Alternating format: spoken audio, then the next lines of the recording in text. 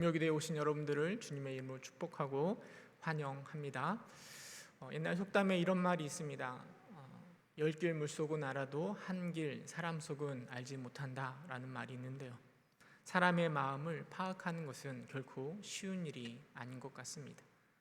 특별히 제가 남자인데요, 여자의 마음을 파악하는 게 참 어려운 것 같습니다. 아내의 마음을 파악하고 그 마음을 깨닫는 게 참 쉽지가 않은 것 같습니다. 제가 연애할 때는 이름만 불러줘도 마음이 설레이고 꽃이 되는 기분이었는데, 결혼하고 나니까 이름을 부를 때마다 무척 긴장이 됩니다. 혹여나 내가 잘못한 것은 없는가, 내가 실수한 것은 없는가, 아무리 생각해봐도 잘 떠오르지가 않습니다. 알다가도 모르는 것이 사람의 마음인 것 같습니다. 사람의 마음을 알기가 힘든 것은 사람이란 기계적으로 정해진 기준에 따라 움직이는 동물이 아니기 때문입니다. 우리 안에는 감정과 또 이성이 있고, 그것으로 인하여 이 감정과 이성이 작용하는 인격을 가지고 있습니다. 뿐만 아니라 환경에 따라서 같은 상황에서도 얼마든지 다른 반응을 보이는 것이 우리의 모습입니다. 속사람은 이런데 때로는 겉모습은 또 다른 모습으로 나타나는 것, 이게 바로 우리의 인간의 모습입니다. 그러기에 우리는 사람의 마음을 파악하는 것이 이처럼 어렵다라고 말하는 것이죠. 하나님의 형상을 따라 지어진 우리 인간의 마음을 이해하는 것이 어렵다면 마땅히 또 당연히 하나님의 마음을 아는 것도 쉽지가 않습니다. 우리와 동일한 인격을 가지신 하나님의 뜻, 그리고 그 하나님의 마음을 이해하는 것은 결코 쉬운 일이 아닙니다. 오늘은 특별히 나홈서 말씀을 묵상하면서요, 다양한 모습을 가지고 계시는 하나님에 대해서 함께 생각해보고 은혜를 나누어 보고자 합니다. 우리가 읽은 나홈서는요, 사실은 설교하기가 굉장히 어려운 본문 중에 하나입니다. 3장으로 되어 있는데요, 그 내용이 무엇인가 하면 다 경고이고 심판입니다. 하나님의 경고, 하나님의 심판이 너에게 임할 것이다 라는 내용으로 3장까지 가득 차 있습니다. 그리고 그 경고도 우리와는 상관없어 보이는 니느웨를 향한 경고입니다. 다른 심판의 말씀들은요, 심판과 더불어서 하나님의 회복에 대해서 말씀하며 성경이 마무리되는 경우가 많이 있는데, 그런데 나홈서는 그런 회복의 말씀이 기록되어 있지 않습니다. 그냥 심판, 너희는 심판받을 것이다, 너희는 망할 것이다 라고 말하고 끝나버리는 거죠. 성경의 원리는 물론 하나님의 심판이 임하지만 하나님은 사랑이 많으셔서 우리를 구원하신다라는 것이 성경의 원리이지 않겠습니까? 그런데 그런 회복은 없이 그냥 무조건 심판할 것이다 라고만 말하고 있는 나홈서는 설교하기도 읽기도 굉장히 불편한 성경 중에 하나입니다. 우리 하나님은 이 불편한 성경을 왜 우리에게 주셨을까? 그 하나님의 마음을 이해하는 것도 쉽지가 않은 것 같습니다. 하지만 나홈서를 깊이 묵상해 보면 우리에게 주는 분명한 하나님의 교훈이 있는 것이죠. 우리가 먼저 생각해 볼 건 이 나홈서의 심판의 대상이 되고 있는 니느웨가 어떤 곳인가 하는 것을 생각해 볼 필요가 있습니다. 니느웨는 아수르의 수도였습니다. 그러니까 니느웨를 심판한다라고 말하지만 좀 더 넓게 생각해 보면 그 아수르를 심판하는 하나님의 말씀이라 할 수 있는 거죠. 여러분, 니느웨 하면 사실은 이 나홈서보다 먼저 떠오르는 성경은 바로 요나서입니다. 요나서에 보면 하나님께서 요나를 니느웨로 보내십니다. 하나님께서 요나로 하여금 니느웨로 가라 하셨지만 요나는 니느웨로 가는 것이 죽기만큼 싫었습니다. 왜냐하면 니느웨는 당시에 세계를 지배하는 강력한 나라입니다. 이 아수르 니느웨로 인하여서 북이스라엘이 멸망당했습니다. 이 니느웨 사람들이, 아수르 사람들이 얼마나 하나님을 믿는 백성들을 괴롭히는지 이루 말할 수 없습니다. 그런데 요나가 자신들을 괴롭히는 그 나라 니느웨 사람들을 위해서 일하는 것이 너무나 싫었습니다. 그래서 다시스로 도망쳤는데 하나님은 그 요나를 붙잡아서 다시 니느웨로 보내신 것입니다. 니느웨로 돌아온 요나가요, 하나님의 심판을 선포했는데 그때 요나의 이야기를 들은 니느웨 백성들이 하나님의 말씀, 그 심판의 메시지를 듣고 기적처럼 그 마음을 회개하고 하나님의 심판이 멈추었다라는 것이 요나서의 주된 내용입니다. 하나님의 말씀, 그 요나서의 맨 마지막에 보면 하나님의 마음이 기록되어 있는데요, 요나서 4장 11절은 그 하나님의 마음을 이렇게 기록하고 있습니다. 하물며 이 큰 성읍 니느웨에는 좌우를 분별하지 못하는 자가 12만여 명이요 가축도 많이 있나니 내가 어찌 아끼지 아니하겠느냐라고 말씀하며 요나서가 끝이 나고 있습니다. 비록 심판받아야 할 마땅한 아수르이지만 그럼에도 불구하고 하나님은 그들을 사랑하시며 그들이 돌아오기를 기대하고 계시는 것을 요나서가 기록하고 있습니다. 그리고 나서 한 100년이 지난 후에 나훔을 통해서 하나님은 이 니느웨를 향한 경고의 말씀을 하고 계시는 겁니다. 요나로 인하여서 이 니느웨 사람들이 한동안 하나님 편에 좀 잘 살아오던 그 모습들이요, 시간이 흐르면서 다시 예전의 죄악의 모습으로 돌아간 듯합니다. 그리고 나훔을 통해서 니느웨를 향한 강력한 심판의 메시지가 선포되는 것입니다. 그런데 좀 이상한 점이 한 가지가 있습니다. 여러분, 나훔이 기록한 이 성경 말씀을 누가 읽었을까요? 니느웨 백성들을 향한 이 경고의 말씀을 여러분, 니느웨 백성들이 읽었을까요? 물론 니느웨 사람들 중에 누군가는 이 나훔이 쓴 이 나훔서를 읽었을 수도 있을 것입니다. 하지만 대부분의 이 나훔서를 읽은 사람은 니느웨 백성이 아니라 지금 이스라엘 백성들이 이 말씀을 읽고 또 이해하였을 것입니다. 어쩌면 하나님은 이 나훔서를 통하여서요, 심판을 받아야 될 니느웨 백성들에게 어떤 메시지를 주시는 것이 아니라 지금 니느웨의 경고의 메시지를 읽고 있는 이스라엘 백성들을 향하여서 이 메시지를 전달하고 있는 것이라 우리는 생각해 볼 수 있습니다. 그럼 이스라엘 백성들이 니느웨를 바라보면서 어떤 생각을 품었을까요? 나훔서를 바라보면서 니느웨를 심판하시겠다라고 경고하시는 이 나훔서를 바라보면서 이스라엘 백성들에게는 어떤 생각이 들었을까요?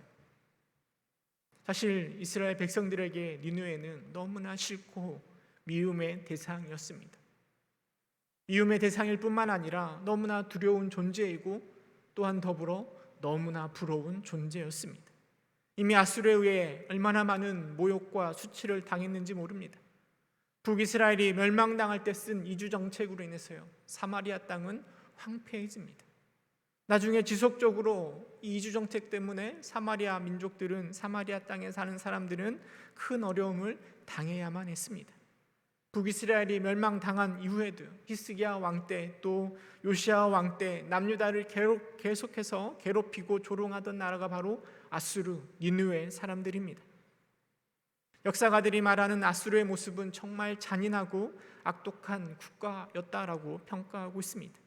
이스라엘 백성들에게 아수르는 정말 죽이고 싶은 원수였을 것이고 미움의 대상이었을 것입니다. 그러나 그 마음은 하나님을 향한 원망으로도 변화되었을 것입니다. 왜 하나님은, 살아서 역사하시는 하나님은 왜 저 악독한 아수르를, 니느웨 사람들을 내버려 두시는가? 하나님이 선택한 이스라엘 백성들이 그들 때문에 고통당하고 있는데 하나님은 왜 가만히 계시는가 하는 의문이 가득했을 것입니다. 여러분, 그런 이스라엘 백성들에게 하나님은 나훔서 말씀을 통해서 그들을 분명하게 심판하실 것이다 라는 것을 선포하고 있습니다. 그 심판의 메시지는 이스라엘 백성들에게 큰 위로가 되었을 것입니다.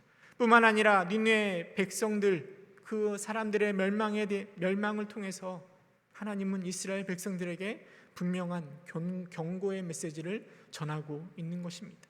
비록 잘나가는 아수르, 니느웨 사람들이지만 하나님을 떠난 자들에게는 강력한 심판이 있을 것이다 라는 것을 이스라엘 백성들에게 분명하게 보여주고 있는 것입니다.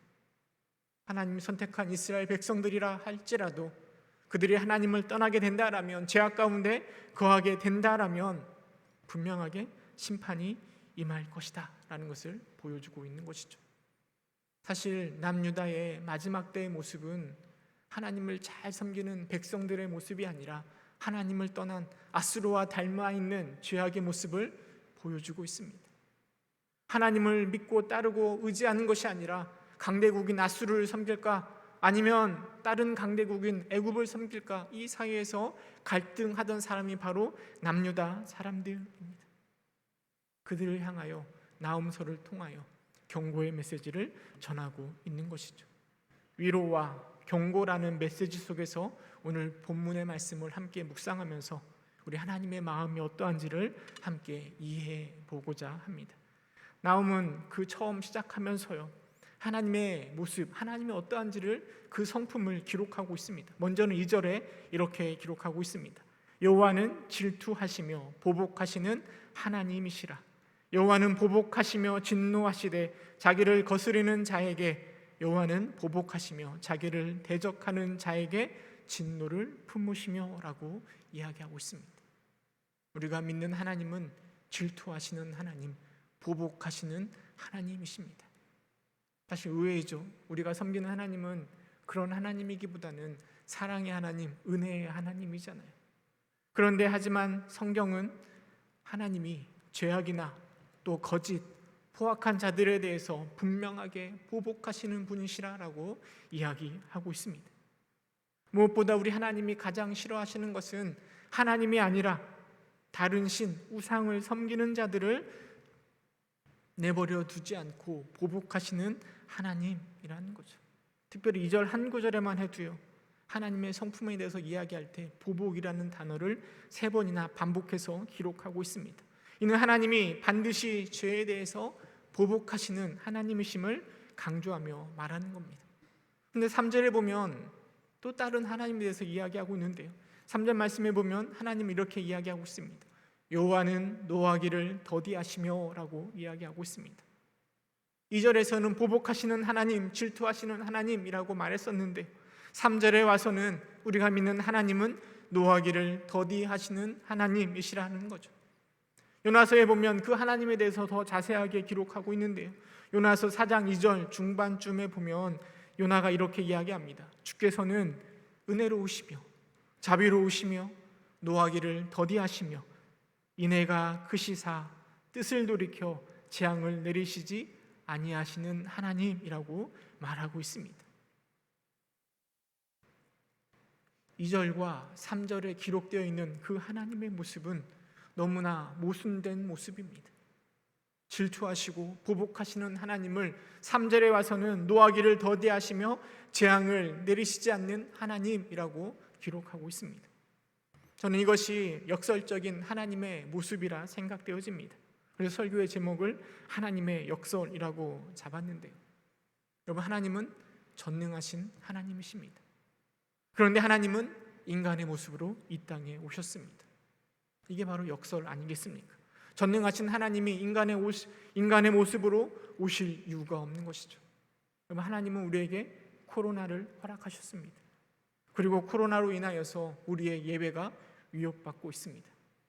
그러나 지금 이때야말로 우리가 빛을 발할 때이고 우리가 성장하고 성숙할 때입니다. 이게 바로 역설이지 않겠습니까?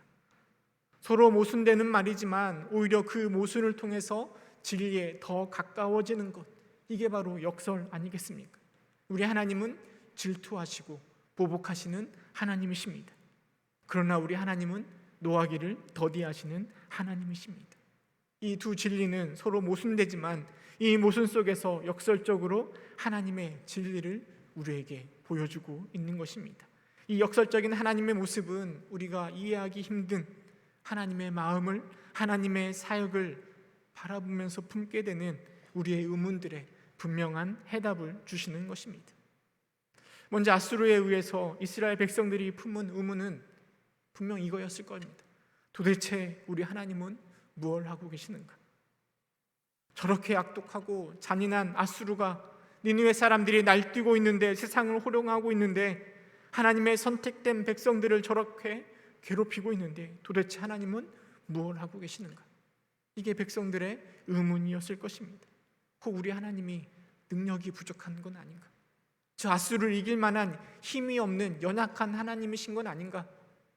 혹 저 아수르가 섬기고 있는, 니느웨 사람들이 섬기고 있는 신이 우리가 믿는 하나님보다 더 강력한 하나님인 건, 신인 건 아닌가? 그런 생각들, 의문들이 가득했을 것입니다. 그러나 나움 선지자는 이런 백성들에게 질투하시며 보복하시는 하나님의 전능하심에 대해서 분명하게 말하고 있습니다. 4절, 5절, 6절에 대해서 계속해서 전능하신 하나님의 능력을 나움이 선포하고 있습니다. 4절만 함께 읽어볼까요? 4절에 하나님 이렇게 표현하고 있습니다. 함께 읽겠습니다. 시작. 그는 바다를 꾸짖어 그것을 말리시며 모든 강을 말리시나니 바산과 갈멜이 새하며 레바논의 꽃이 시드는도다. 바다를 움직이시고 강을 말리시고 자연 만물을 주관하시는 하나님의 전능하심을 이야기하고 있습니다. 그런데 왜 질투하시고 보복하시는 하나님은, 그 전능이 많으신 모든 것을 할 수 있는 하나님은 왜 아수르를 내버려 두시는 걸까요? 하나님을 섬기지 않는 저 아수르를 왜 내버려 두시는 걸까요? 왜냐하면 우리가 믿는 하나님은 노하기를 더디하시는 하나님이시기 때문입니다. 노하기를 더디하시는 하나님은 아수르를 바라보며 지금 기다리고 인내하고 계시는 것입니다. 왜냐하면 우리 하나님은 한 사람의 생명도 귀히 여기시는 분이시기 때문입니다. 100년 전 요나를 통해서 니느웨 백성들의 회개를 이끌어내셨던 것처럼 지금도 하나님은 비록 타락한 백성들이지만 그들이 돌아오기를 기다리고 계시는 겁니다. 아무리 타락한 니느웨 사람들인다 할지라도, 아수르 사람들이라 할지라도 하나님은 지금 노하기를 더디하시며 기다리고 계시는 거죠. 요나서 4장 2절 말씀을 다시 한번 읽어볼까요? 우리 함께 읽어보도록 하겠습니다. 요나서 4장 2절 시작. 여호와께서 기도하여 이르되 여호와여 내가 고국에 있을 때에 이러하겠다고 말씀하지 아니하였나이까? 그러므로 내가 빨리 다시스로 도망하였사오니 주께서는 은혜로우시며 자비로우시며 노하기를 더디하시며 인내가 크시사 뜻을 돌이켜 재앙을 내리지 아니하시는 하나님이신 줄을 내가 알았음이니이다. 요나의 고백입니다. 니느웨를 바라보면서 심판을 져보시는 하나님을 바라보며 한 요나의 고백입니다. 요나는 하나님을 잘 알고 있었습니다. 하나님은 노하기를 더디하시는 하나님이십니다. 내가 너무나 싫어하는 아수르의 니느웨에 가서 혹시 하나님의 심판을 전하였다가 그들이 회개하고 돌아오면 그들을 용서해 주실 하나님이라는 것을 요나는 너무나 잘 알고 있었습니다. 그래서 니느웨로 가지 않고 다시스로 도망쳤던 겁니다. 이게 바로 우리가 믿고 있는 하나님의 모습인 것이죠. 그렇다면 한 가지 의문이 더 생깁니다. 노하기를 더디하시는 하나님은 악한 자들이 득세하는 것을 언제까지 내버려 두고 기다리시는 걸까요? 저렇게 악한 아수르가 발버둥 치고 있는데 도대체 하나님은 언제까지 가만히 기다리고만 계실까요? 나움 선지자는 백성들에게 분명하게 이야기합니다. 하나님은 질투하시며 보복하시는 하나님이십니다. 그런데 아수르가 지금 활개를 치는 것은 아직 하나님의 때가 되지 않았기 때문입니다. 때가 이르기까지 노하기를 더디하시며 기다리시지만 때가 되면 하나님의 심판은 철저하게 아수르에게, 니느웨 사람들에게 분명하게 임할 것입니다. 6절은 그 하나님의 심판에 대해서 우리에게 말해주고 있습니다. 나홈서 1장 6절, 누가 능히 그의 분노 앞에 서며 누가 능히 그의 진노를 감당하랴. 그의 진노가 불처럼 쏟아지니 그로 말미암아 바위들이 깨지는도다. 질투하시며 보복하시는 하나님의 심판은 철저합니다. 그래서 나홈 선지자는 그 누구도 하나님의 분노와 진노를 감당할 수 없다라고 이야기합니다. 지금은 아수르가 득세하고 있고 영원할 것처럼 보이지만 하나님의 심판은 반드시 분명하게 철저하게 임할 것입니다. 실제로 아수르는 612년에 바벨론에 의해서 한순간에 하루아침에 멸망당하고 마는 것입니다. 마지막으로 드는 의문은 질투하시며 보복하시는 하나님 앞에서 과연 우리는 소망을 품을 수 있는가 하는 의문이 생깁니다. 물론 아수르의 죄악은 이루 말할 수가 없습니다. 그들을 심판하는 것, 그것은 마땅히 하나님이 감당하셔야 될 주의 일일 것입니다. 근데 문제는 우리들입니다. 우리는 죄에서 자유합니까? 우리는 아수르 백성들, 저 니느웨 사람들보다 더 나은 사람입니까? 하나님이 우리를 보시면서 하나님은 질투하지 않으실까요? 우리를 바라보면서 분노하지 않으실까요? 보복하시는 하나님은요, 날마다 하나님을 배반하는 우리를 가만두지 않을 겁니다. 그렇다면 하나님 앞에서 우리의 소망은 무엇입니까? 질투하시며 보복하시는 하나님 앞에서 우리는 도대체 어떤 소망을 품을 수 있을까요? 나훔 선지자는 우리에게 분명하게 말해줍니다. 우리 7절 말씀 함께 읽어보도록 하겠습니다. 나훔서 1장 7절 함께 읽어보도록 하겠습니다. 시작. 여호와는 선하시며 환난 날에 산성이시라. 그는 자기에게 피하는 자들을 아시느니라. 여러분, 여호와는 선하십니다. 여호와가 무섭게 세상을 심판하실 때 하나님은 그 환난 중에, 심판 중에 산성이 되십니다. 하나님에게로 피하는 자들에게 피할 도피처가 되어 주십니다. 나훔 선지자는 그 무시무시한 하나님의 심판 속에서 우리가 피할 곳, 그 피할 곳은 오직 하나님뿐이심을 분명하게 선포하고 있는 것입니다. 환난 날의 산성이라는 이 말씀은요, 구약 시대의 도피성이 생각나게 합니다. 여러분, 도피성이 무엇인지 아시잖아요. 이스라엘 지역에 6개의 도피성이 있었습니다. 부지 중에 죄를 지은 자, 누군가를 죽인 자가 피할 수 있었던 곳, 숨을 수 있었던 곳, 그것이 바로 도피성입니다. 하지만 이 도피성은 신약 시대에 예수 그리스도를 상징적으로 보여주고 있는 것입니다. 하나님의 무시무시한 진노 앞에서 우리의 든든한 산성이 되시는, 피할 곳이 되시는 분은 오직 예수 그리스도 뿐이십니다. 우리에게는 그것밖에 소망이 없는 것입니다. 이스라엘 백성들에게도 마찬가지입니다. 나라는 위태롭습니다. 여전히 막강한 나라 아수르가 세상을 지배하고 있습니다. 이스라엘 백성들이 할 수 있는 것이 별로 없습니다. 그렇다고 해서 아수르와 함께 그들을 동조하거나 그들을 쫓아가거나 해서는 안 될 것입니다. 왜냐하면 때가 되면 진노하시는, 질투하시는 하나님의 보복이, 하나님의 심판이 저 아수르에게 분명하게 임할 것이기 때문입니다. 이스라엘 백성들에게 오직 환난 날에 산성이 되시는 분은 선하신 여호와만이, 여호와뿐이고 여호와만이 살 길임을 나훔 선지자가 분명하게 이야기하고 있습니다. 나훔서는 이 니느웨에 임할 심판과 그 상황을 통해서 이스라엘 백성들에게, 그리고 오늘을 살아가는 우리들에게 분명하게 말하고 있는 것입니다. 곧 심판받을 아수르를 무서워하지 말고, 동경하지 말고, 부러워하지 말라는 것입니다. 왜냐하면 질투하시는 하나님이 무섭게 보복하실 것이기 때문입니다. 이것이 분명 백성들에게 큰 위로가 되었을 것입니다. 뿐만 아니라 적당히 아수르와 타협하고 그들의 힘을 빌려 살아가려고 하는, 아수르만큼이나 죄악의 길을 걸어가고 있는 이스라엘 백성들에게 무서운 경고가 되는 것입니다. 나훔이 전해주는 교훈을 오늘 우리에게도 동일하게 적용시켜야 할 것입니다. 하나님의 무서운 심판, 그리고 우리의 소망이 되시고 위로가 되시는 예수 그리스도, 그것은 바로 우리의 신앙의 핵심입니다. 그런데 우리가 이 핵심을 너무나 자주 잊어버리고 살아가고 있지는 않습니까? 핵심을 놓친 채 삶 가운데 그냥 정신없이 살아가고 있지는 않습니까? 오늘도 니느웨와 같은 거센 힘이 우리를 덮치고 있습니다. 물론 지금은 코로나가 우리를 힘들게 하고 있지만 코로나보다 더 무서운 것은 하나님이 없는 세상의 문화이고 세상의 가치관일 것입니다. 세상의 것은 하나님의 것보다 훨씬 더 좋아 보이고 매혹적입니다. 그리고 세상의 것이 우리를 유혹합니다. 우리의 믿음과 우리의 신앙을 공격합니다. 우리는 그 공격 앞에서 무기력하게 하나님의 심판을 잊어버리고 그들 가운데 빠져들고 있지는 않습니까?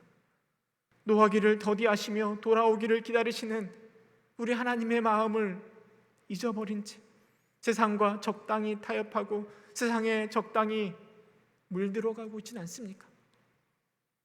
그리고 많은 믿는 사람들이 양쪽을 함께 공유하며 타협하며 살아가고 있는 것 같습니다. 쉽게 말하면 양다리를 걸치고 살아가는 것 같습니다. 하나님을 섬기기도 하면서 니느웨도 함께 섬기는 그 모습. 하지만 우리는 우리의 삶 속에 니느웨에 임한 하나님의 엄중한 심판의 메시지를 들어야 합니다. 여러분, 여호와는 질투하시고 보복하시는 하나님이십니다. 여호와가 진노를 품을 때, 분노가 우리에게 임할 때 그 앞에서 살아날 자가, 그 진노를, 분노를 감당할 자가 아무도 없습니다. 나훔은 우리에게 이야기합니다. 누가 능히 하나님의 분노 앞에 서며 진노를 감당할 수 있겠는가? 하나님의 무시무시한 심판이 임할 것입니다. 아무리 좋아 보이고 아무리 재밌어 보이고 아무리 있어 보이는 세상의 문화이고 가치관이라 할지라도 하나님이 없다면 하나님의 강력한 심판이 그곳에 임할 것입니다. 지금 아무렇지도 않아 보인다고요. 니느웨 사람들이 지금 흥왕에 살아가고 있는 것처럼 보인다고요. 세상은 평온하고 잘 되는 것처럼 보인다고요. 여러분, 그들이 잘나서가 아니라 하나님이 노하기를 더디하시기 때문에 그들이 지금 그렇게 유지하고 있는 것입니다. 하나님이 기다리고 있기 때문에 그들이 지금 머물러 있는 것입니다. 그러나 하나님의 인내의 시간이 끝이 날 때 하나님의 엄청난 심판이 임할 것입니다. 그 심판 때, 하나님의 심판이 임할 때 피할 곳은 오직 우리의 산성이 되신 예수 그리스도뿐이심을 여러분 꼭 기억하시기 바랍니다. 코로나 시대에 지금 나의 믿음이, 신앙이 힘을 잃고 세상 속에서 표류하고 있지는 않습니까? 신앙을 어디다 써먹을까? 괜히 시간만 빼앗기는 것 같고 물질만 버리는 것 같고 아무짝에도 쓸모없는 것처럼 느껴지십니까? 여러분, 하지만 우리는 노하기를 더디하시는 하나님의 마음을 바라봐야 됩니다. 질투하시며 보복하시는 그 하나님의 마음을 볼 수 있어야 됩니다. 역설적인 하나님의 마음을 우리가 알아야 됩니다. 그 하나님의 마음을 알 때 우리의 삶 속에서 우리는 구원의 기쁨을 잊지 않고 세상 속에서 우리의 산성이 되시는 하나님께 피하며 믿음의 삶을 살아갈 수 있는 것입니다. 노하기를 더디하시지만 질투하시는 하나님의 마음을 알아 오늘 이 타락한 세상 가운데 우리의 믿음을 지키며 살아가시는 저와 여러분 되시기를 주님의 이름으로 축원합니다. 함께 기도하겠습니다. 은혜가 풍성하신 하나님,